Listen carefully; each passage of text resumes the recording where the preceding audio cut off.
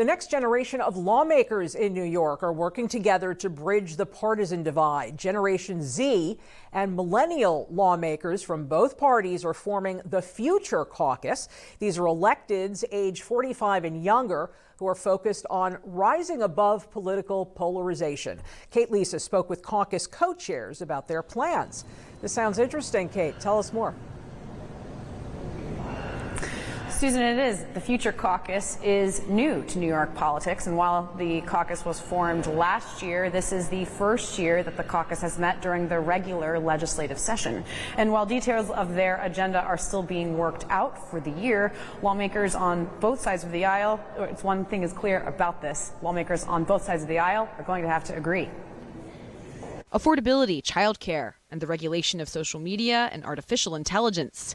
Those are some of the issues most important to New York's youngest lawmakers in the Future Caucus. The caucus has 41 bipartisan members from both houses of the state legislature and is modeled after similar efforts in other states. And so we're going to be focusing on ideas that can work across the aisle to just make lives better for all New Yorkers. Democratic Future Caucus co-chair, Assemblyman Alex Borez, says the caucus is focused on issues important to the next generations and getting input from all sides. Caucus members have met once so far this session, but members have yet to name their specific priorities for the year. Those will be finalized depending on the timeliness of the state budget due April 1st. Not every caucus member is going to agree on every piece of legislation, just like with any of the existing caucuses, but there's something that binds us all together in how we address these issues. New York's lack of child care providers or affordable care is an issue that members of the Future Caucus connect on, as several have young families. Assembly Republicans on Monday introduced a series of bills to improve child poverty and access to quality child care programs by boosting direct payments to families and businesses. The proposals include increasing the state child tax credit and other subsidies to boost aid for universal pre-K programs and support for providers to expand child care service hours and programs.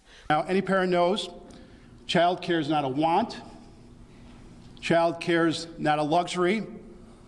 Indeed, child care is essential. Caucus members are united in concerns about the future of the state and keeping people in New York, including available jobs, benefits, and the overall economy, taking shape amid early budget talks. The caucus will vote on a legislative package to address their priorities. They plan to push this spring before session ends in June.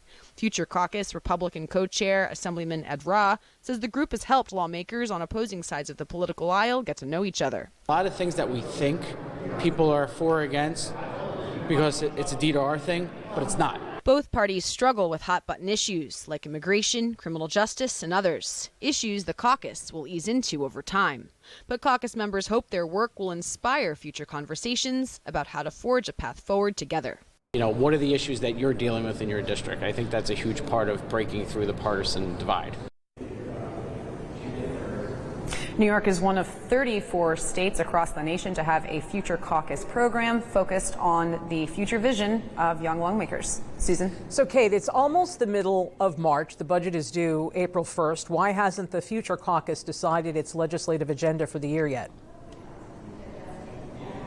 So I asked the co-chairs that very thing today, and it sounds like a mixture of a few things. They do want the budget process to play out, and I think because this caucus is on the newer side, or it is very new, that this is the first legislative session it's existed, that they want to see the timeline of when they should be announcing what their agenda is and when it will be most beneficial for them to really get things over the finish line. That's most important to young New Yorkers and people, getting young people and families to stay here. Got it. Makes sense. Kate Lisa.